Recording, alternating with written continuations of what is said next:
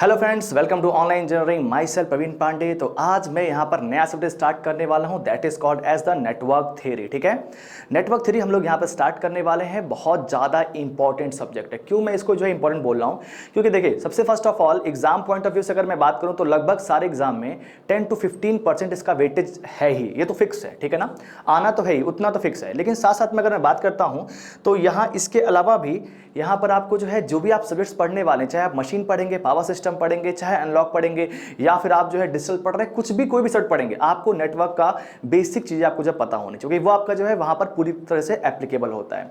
Network अगर आपको नहीं आता है तो आप एनालॉग में आप जो है ओपैम के क्वेश्चंस को नहीं कर पाएंगे। ठीक है, अगर आपको नेटवर्क नहीं आता तो आप मशीन में आप जो है यहाँ पर आपको दिक्कत आएगी। इन case of the transformers, DC में भी दिक्कत आएगी, इंडक्शन में, सिंक्रोनस में, सब में दिक्कत आएगी। अगर आपको नेटवर्क नहीं आता तो आपको पावर सिस्टम में भी पूरी जो है दिक्कत आने वाली। पावर सिस्टम भी आपको जो क्लियर नहीं हो पाएगा बहुत ज्यादा, क्योंकि पावर सिस्टम आपको पता ही है, वहां पर आपको जो है वोल्टेज निकालना पड़ता है, करंट निकालना पड़ता है, पावर निकालनी पड़ती है। तो वो सब चीजों के लिए आपको बेसिक कैलकुलेशन पता होनी चाहिए कि आप कैसे सर्किट को जो है सॉल्व करते हैं। ठीक है, तो इसलिए यहां पर नेटवर्क थ्योरी आपका बहुत ज्यादा इंपॉर्टेंट है। ठीक है, इस बात को ध्यान दीजिएगा। अगर ये आपका कंसेप्ट, इसका जो नेटवर्क थ्योरी का कंसेप्ट अगर आपका जो क्लियर है तो ये बात आपकी तय है कि आपकी जो आपकी बेसिक रिक्वायरमेंट है वो फुलफिल हो चुकी है, और उससे आप वहां पर क्या कर सकते हैं, एक्स्ट्रा आप जो भी क्वेश्चंस को करेंगे वहां पर आप जो है गलती नहीं करेंगे। ठीक है, तो नेटवर्क थ्योरी यहां पर अगर मैं बात करता हूं तो देखिएगा, यहां पर आपका जो है गेट पॉइंट ऑफ व्यू से अगर मैं बात करता हूं तो यहां पर जो है गेट एग्जाम में अराउंड 10 to 15 मार्क्स आपका जो है हर बार लगभग जो है पूछा गया। इट इज एन एवरेज, ठीक है ना, एवरेज मार्क्स है कि आपका 10 to 15 मार्क्स लगभग हर बार पूछा गया है और पूछा जाएगा भी। ठीक है ना, और कई बार तो इससे एकदम बेसिक क्वेश्चन पूछे गए आपके जो गेट एग्जाम में। ठीक है ना, और अगर आपका जो है क्लियर है तो वहां पर आप इजीली मार्क्स स्कोर कर सकते हैं। और बहुत अच्छे स्टूडेंट्स होते हैं, जिनके अच्छे जो रैंक्स आती हैं, वो लोग यहाँ पर जो नेटवर्क को हमेशा अपना स्ट्रांग रखते हैं। स्ट्रांग इसलिए भी रखते हैं क्योंकि अगर आपका स्ट्रांग है तो आपको जो है मशीन, पावर सिस्टम, बाकी सब्जेक्ट्स में भी दिक्कत नहीं आएगी, और साथ साथ में ये भी है स्ट्रांग है तो ये आपका स्कोरिंग सब्जेक्ट भी है। ठीक है ना, इससे आप ज्यादा नंबर स्कोर कर सकते हैं। ठीक है, अगर मैं यहाँ पर बात करता हूँ ईएससी की, इंजीनियरिंग सर्विस एग्जामिनेशन की, तो लगभग इसमें हर साल लगभग जो है 10 to 15 क्वेश्चंस पूछे जाते हैं। ठीक है ना, इससे ज्यादा ही होते हैं, इससे आपके जो कम नहीं होते हैं। ठीक है ना, इससे कई बार तो आपके जो है 20 to 25 क्वेश्चंस भी वो आ चुके हैं। ठीक है ना, तो इसलिए ये आपका जो है one of the most important subject मैं बोल सकता हूं। ठीक है, इसके साथ साथ अगर आप किसी भी पीएसयूज की तैयारी करते हैं, जैसे अगर आपने जो कोल इंडिया का एग्जाम दिया होगा तो वहां पर भी आप वहां पर देखेंगे कि कम से कम अराउंड जो है 15 to 20 मार्क्स का क्वेश्चन आपका जो है सिर्फ इसी से था, आपका नेटवर्क से था। ठीक है ना, या फिर आप जो है एनएलसी का देंगे जो अभी एग्जाम होने वाला है, या फिर कोई भी एग्जाम आपके जो पीएसयू के होते हैं, या फिर स्टेट लेवल के जो एई के एग्जाम होते हैं, या फिर जो जेई के एग्जाम होते हैं, जो भी एग्जाम होंगे वो सारे में आपका नेटवर्क जो है बहुत ज्यादा इंपॉर्टेंट है। ठीक है, तो एक बात तो क्लियर होगा कि नेटवर्क थ्योरी हम लोग को जो बहुत अच्छे से पढ़ना है और अच्छे से इसको जो है डील करना है। बट अब यहाँ पर क्वेश्चन ये आता है कि हम लोग को इसको जो है पढ़ना कैसे है। ठीक है, बहुत इंपॉर्टेंट ये है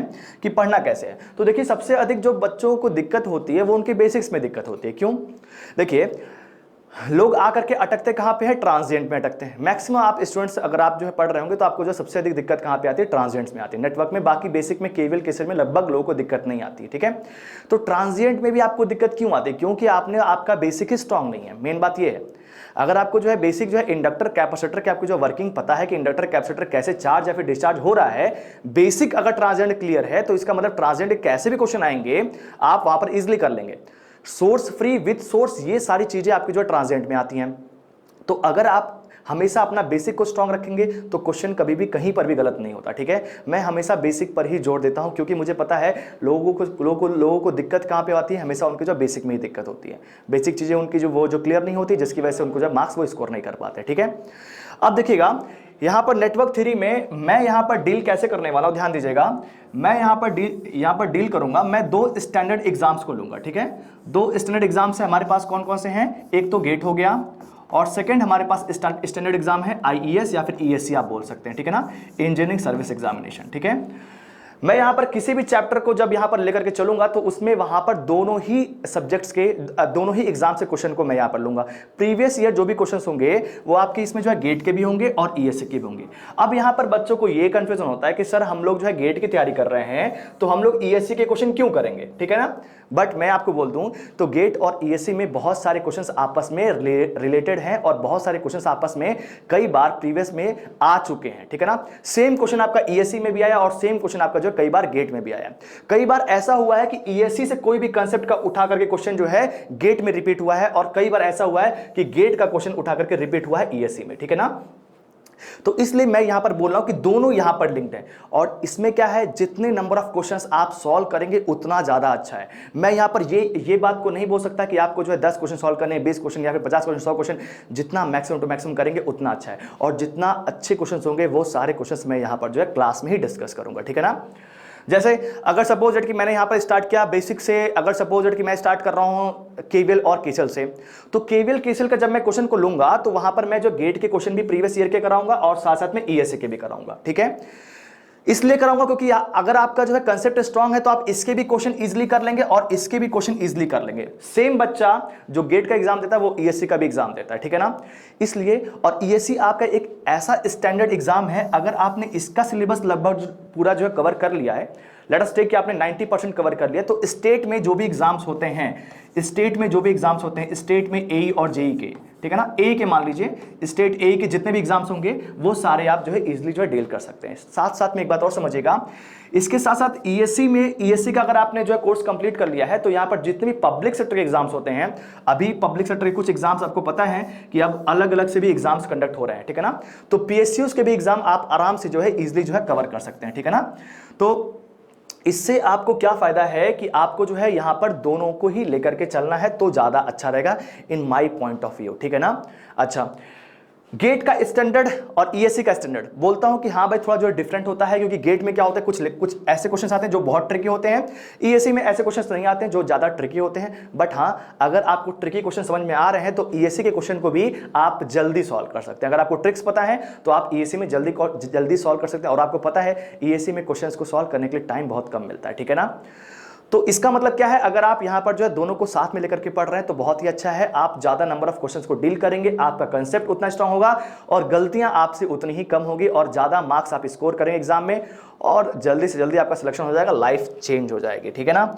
लाइफ आपकी चेंज हो जाती है हमेशा आपका जो है सिलेक्शन होने के बाद, सिलेक्शन होने के पहले लाइफ आपकी जो है ऐसी रहेगी, कोई दिक्कत ही नहीं है, जैसी चल रही है वैसे ही चलेगी, ठीक है ना। लेकिन आफ्टर सिलेक्शन आपकी लाइफ जो चेंज हो जाती है, ठीक है। अब देखिएगा यहां पर अगर हम जो बात करते हैं तो नेटवर्क थ्योरी में अगर मैं सिलेबस की बात करता हूं तो सिलेबस हम लोग यहां पर जो कैसे कवर करने वाले हैं इसको यहां पर जो बहुत ध्यान से देखेंगे।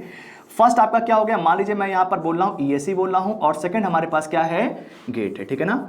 सेकंड हमारे पास क्या है, गेट है, ठीक है। अब इसका मतलब क्या है, ईएससी में अगर मैं यहां पर बात करूं सबसे पहले हम लोग यहां पर क्या पढ़ेंगे, बेसिक्स पढ़ेंगे। तो देखिएगा अभी सिलेबस में आपको यहां पर देखिएगा कि सिलेबस आपका जो है 90% आपका जो है सेम है, बेसिक्स इसमें भी है और बेसिक्स इसमें भी है, ठीक है ना। अब यहां पर बेसिक्स में क्या आता है, बेसिक्स में आपका जो है यहां पर आएगा केवीएल केसीएल नोडल एनालिसिस, यहां पर जो भी एलिमेंट्स होते हैं उनकी प्रॉपर्टीज, मतलब क्या है एक्टिव एलिमेंट, यूनिलैटरल, बाइलैटरल, वो सब चीजें आपकी जो बेसिक्स में आती हैं, या फिर ओम्स लॉ, ठीक है। यहां पर ये सब चीजें किस में आएंगी, बेसिक्स में आएंगी, ठीक है। तो बेसिक में ये सब चीजें हम लोग जो है कवर करेंगे सबसे फर्स्ट ऑफ ऑल, ठीक है। नेक्स्ट जो हमारे पास टॉपिक आता है that is called as the theorems, ठीक है ना।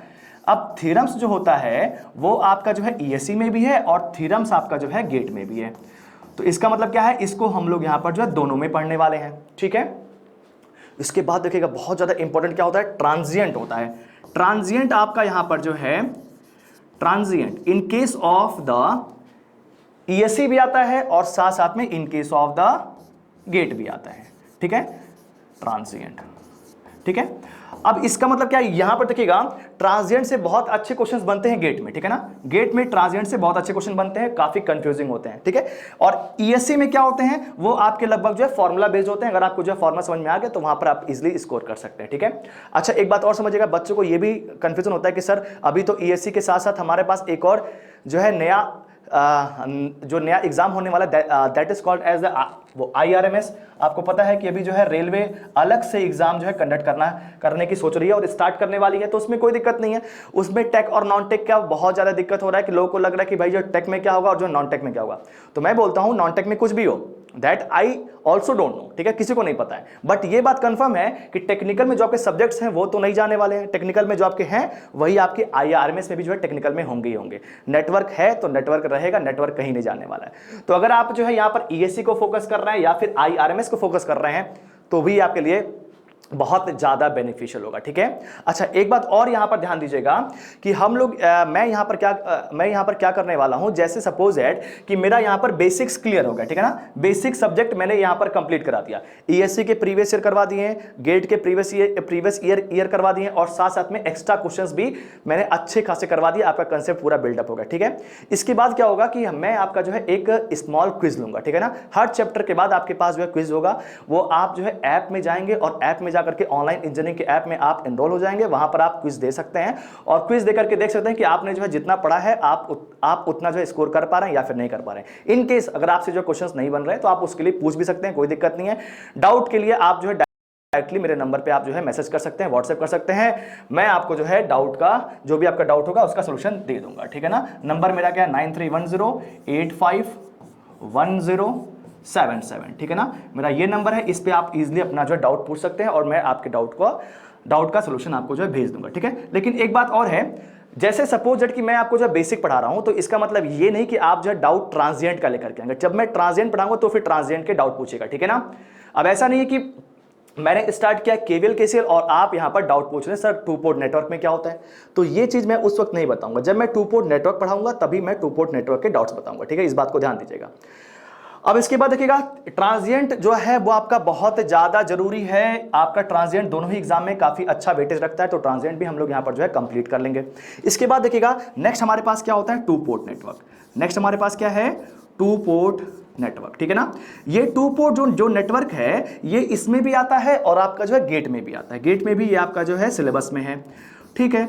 अच्छा, यहाँ पर टू पोर्ट नेटवर्क में बेसिकली हम लोग यहाँ पर क्या क्या पढ़ते हैं, जैसे आपका जो है जेड नेटवर्क हो गया, इम्पीडेंस नेटवर्क हो गया, एडमिटेंस नेटवर्क हो गया, या फिर जो है यहाँ पर हाइब्रिड नेटवर्क होता है, एच पैरामीटर होता है, वहाँ पर हमारे पास जो है एच पैरामीटर हो गया, जी पैरामीटर, वो सारी चीज़ें हम लोग यहाँ पर डिस्कस करते हैं इन case of the two port network, ठीक है, बात क्लियर है। इसके बाद हमारे पास आता है, नेक्स्ट आता है फिल्टर्स। फिल्टर्स हमारे इसमें भी हैं और फिल्टर्स हमारे गेट में भी हैं। फिल्टर्स का मतलब क्या है, हाई पास फिल्टर, लो पास फिल्टर, ठीक है ना, इसकी जो डिजाइनिंग होती है वो आपकी जो कैसी होती है, तो वो सारी चीजें आपकी इसमें आती है, ठीक है ना। तो फिल्टर्स भी हमारे पास यहाँ पर जो हो गए, ठीक है। इसके बाद देखिएगा, इसके बाद नेक्स्ट हमारे पास इंपॉर्टेंट है थ्री फेज सर्किट।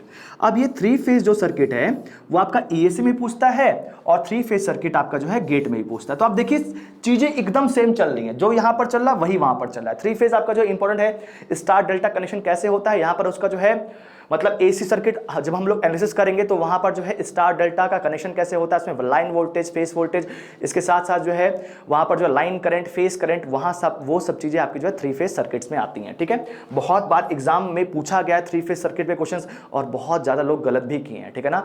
लोगों को समझ में नहीं आता है, बहुत ज्यादा लोग कई बार छोटी छोटी गलती कर देते हैं कि स्टार और डेल्टा में जो है क्या क्या जो डिफरेंस होता है, और उस वजह से एक अलग ऑप्शन दिया जाता है नेगेटिव मार्किंग के लिए, और नेगेटिव मार्क लेके आएंगे तो भैया आप तो कंपटीशन से बाहर हो, ठीक है ना। नेगेटिव मार्क तो लाना ही नहीं कभी भी, हमेशा आपको ट्राई करना है कि आप पॉजिटिव रहें, कुछ भी हो जाए, ठीक है ना। मतलब क्या, 0 marks is better than negative mark, इस बात को ध्यान दीजिएगा। एग्जाम में कभी भी आपको एग्जाम दे रहे हैं तो आप अगर क्वेश्चन नहीं आ रहा है तो छोड़ दीजिए, ठीक है ना, गलती से उसको जो है गलत अटेम्प्ट मत करिए, ठीक है। उससे क्या होगा कि अगर आप जो है नेगेटिव मार्क लेके आ रहे हैं तो आप जो है कंपटीशन से बाहर ही हो जाते हैं, अगर आपने अच्छा खासा नेगेटिव मार्किंग कर दिया तो। और अगर मेंटेलिटी आप नेगेटिव मार्किंग के बना के चलेंगे कि हमको भाई तुक्का मारना ही है, तो वहां पर क्या होगा, वहां पर आप कंपटीशन से हमेशा ही बाहर रहेंगे, ठीक है। एवरेज में रहेंगे तो भी सिलेक्शन नहीं होना, सिलेक्शन हमेशा आपका तब होता है जब आप एवरेज से ऊपर रहेंगे, और एवरेज से ऊपर रहने के लिए आपको एक बात को हमेशा ध्यान रखना है, आपको कंसिस्टेंसी मेंटेन करना है और साथ साथ में अपने कैलकुलेशन में गलती नहीं करना है, ठीक है ना, और बेसिक्स को हमेशा आपको अपना स्ट्रांग रखना है, ठीक है। उसके साथ साथ देखिएगा ये भी आपका जो है बहुत बड़ा मैटर करता है कि आपका कंसेप्ट कितना स्ट्रांग है, ठीक है ना। कंसेप्ट जितना स्ट्रांग रहेगा आप वहां पर गलतियां उतनी ही कम करते हैं, ठीक है ना। अच्छा, तो ये आपका क्या होगा, थ्री फेज हो गया, थ्री फेज सर्किट भी आपका जो है बहुत ज्यादा इंपॉर्टेंट है, तो इसको भी हम लोग यहां पर जो है डील करेंगे। इसके बाद देखिएगा यहां पर क्या है, ग्राफ थ्योरी है। इसके बाद मैं इसको हटा देता हूं, यहां पर क्या है हमारे पास, क्या है, ग्राफ थ्योरी। ग्राफ थ्योरी जो है वो पहले यहां पर जो गेट में नहीं था, बट ग्राफ थ्योरी को अभी जो है गेट में भी इंक्लूड कर दिया गया है। तो ग्राफ थ्योरी जो है वो हमारा यहां पर भी है, ईएससी में भी है, और ग्राफ थ्योरी हमारा जो है गेट में भी अब आ गया है, ठीक है ना। तो इसको भी हम लोग यहां पर जो है पढ़ेंगे। इसके बाद देखिएगा यहां पर क्या है, गेट में एक और टॉपिक है that is called as the resonance, ठीक है ना। रेजोनेंस आपका जो है गेट में है, लेकिन जो आपका रेजोनेंस है वो आपका ईएससी में नहीं है, ठीक है ना। तो इसको हम लोग जो है गेट पॉइंट ऑफ व्यू से पूरा जो है कवर कर लेंगे, ठीक है। इसके बाद देखिएगा यहाँ पर हमारे पास जो है पावर फैक्टर और जो है पावर भी पूछता है in case of the GATE. तो ठीक है, ये सारी चीजें आपकी जो बेसिक्स में आ जाती हैं। यहाँ पर आपके जो है सिलेबस में लिखा है कि पावर फैक्टर एंड पावर, ठीक है ना। तो पावर फैक्टर एंड पावर को भी हम लोग यहाँ पर जो है डिस्कस करेंगे, ठीक है। तो आई होप ये बात आपको जो है पूरी तरह से क्लियर हुई कि हम लोग को जो है सिलेबस क्या है और सिलेबस के अकॉर्डिंग हम लोग को जो है पढ़ना है। इस बात को ध्यान दीजिएगा। मैंने यहाँ पर क्या बोला है कि हम लोग ईएससी और गेट दोनों को फोकस करेंगे, दोनों को लेकर के चलेंगे। दोनों को लेकर के चलने में फायदा ये है, ये सब्जेक्ट में पर्टिकुलरली मैं इसलिए बोल रहा हूँ क्योंकि इसमें जो फायदा ये है कि आप जितने नंबर ऑफ क्वेश्चन को ज़्यादा लगाएंगे, आप उतना ज़्यादा प्रैक्टिस करेंगे, उतनी गलतियां कम होगी, उतना ज़्यादा आप स्कोर करेंगे। जितने टाइप ऑफ द क्वेश्चन हो सकते हैं उतने टाइप ऑफ द क्वेश्चन मैं यहाँ पर जो कवर करने की पूरी कोशिश करूँगा, ठीक है ना। अच्छा, तो ये क्या हो गया, नेटवर्क थ्योरी का हम लोग का एक जो है रोड मैप होगा कि हम लोग जो है कौन सा यहाँ पर जो रोड मैप लेकर के चलने वाले, कैसे हम लोग यहाँ पर जो है डील करने वाले। तो देखिएगा अब यहाँ पर ये चीज़ें तो हमारी जो है क्लियर हो गई कि हम लोग यहाँ पर जो है कैसे कैसे डील करने वाले। अब देखिएगा यहाँ पर सबसे पहले मैं यहाँ पर स्टार्ट करूँगा केबल केसेस के साथ, मतलब क्या बेसिक्स के साथ, ठीक है। सबसे पहले मैं स्टार्ट करूँगा बेसिक्स को पढ़ाना, ठीक है ना। बेसिक्स में आपका यहाँ पर जो केबल केसेस आएगा, ओम्स लॉ आएगा, उसके साथ साथ हमारे पास ये भी आएगा कि चार्ज क्या होते हैं, इलेक्ट्रॉन्स क्या होते हैं, और साथ साथ में ये भी आएगा कि यहाँ पर हमारे पास जो भी एलिमेंट्स होते हैं जैसे active elements, passive elements, linear, non linear, unilateral, bilateral, वो सारी चीज़ें हम लोग यहाँ पर जो है डिस्कस करेंगे, ठीक है। तो बेसिक्स के बाद हम लोग इसके बाद हम लोग यहाँ पर जो है इसमें क्या क्या हम लोग यहाँ पर क्या क्या करने वाले हैं। सबसे पहले हम लोग इसकी जो है थ्योरी को कंप्लीट करेंगे, और थ्योरी के साथ साथ ही ध्यान दीजिएगा, थ्योरी के साथ साथ ही हमारे पास इसी के अंदर ही रहेगा, क्योंकि जो भी पार्ट मैं वहां पर कवर करूंगा उसी के साथ साथ मैं उसके जो क्वेश्चंस को भी डील करवाऊंगा, और आपसे ही आप देखिएगा कि आपसे जो है कोई भी क्वेश्चन ऐसा नहीं होगा जो आपसे नहीं बन रहा होगा, ठीक है ना।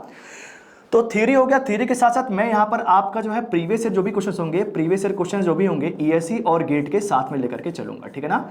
ईएससी और गेट के प्रीवियस ईयर क्वेश्चंस को यहाँ पर जो साथ में लेकर चलूंगा, ठीक है। इसके बाद आपके लास्ट में क्या होगा, क्विज होगा, जब आपका चैप्टर जो है कंप्लीट हो जाएगा, ठीक है ना। क्विज आपको जो है ऐप में मिलेगा, वो मैंने आपको जो है बता दिया कि कैसे आपको जो है क्विज कैसे आपको जो है सॉल्व करना है या फिर जो है कैसे क्विज को अटेम्प्ट करना है, ठीक है। नेक्स्ट जो हमारे पास होगा, इसके बाद हम लोग चलेंगे थ्योरम्स पे।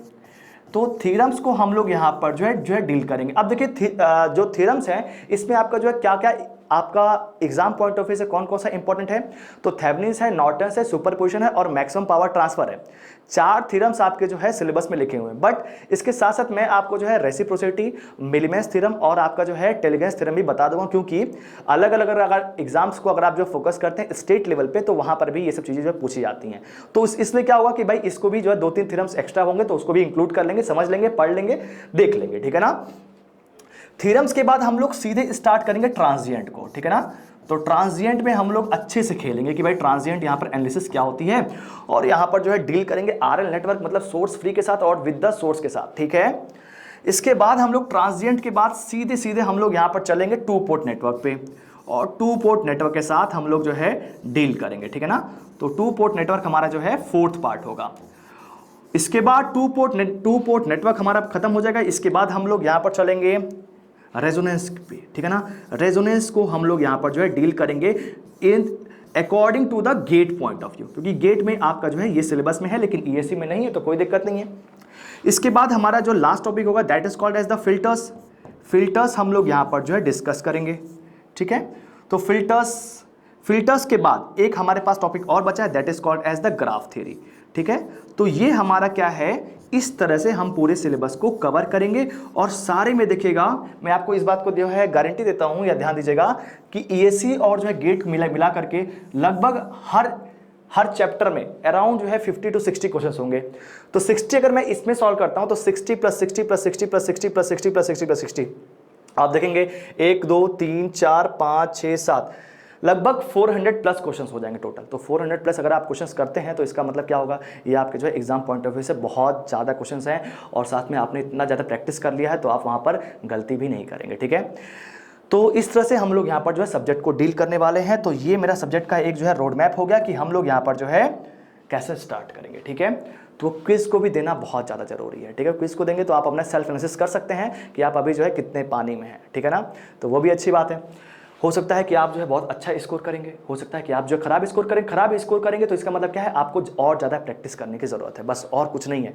देखिए एक बात और, इस बात को ध्यान रखिएगा, मैं हमेशा हर अपने क्लास में बोलता हूँ कि कोई भी चीज़ें टफ कब तक होती हैं, जब तक आपको नहीं आती हैं। जिस दिन आपको चीज़ें आ गई उस दिन से वो चीज़ें आपके लिए ईजी हो जाती है।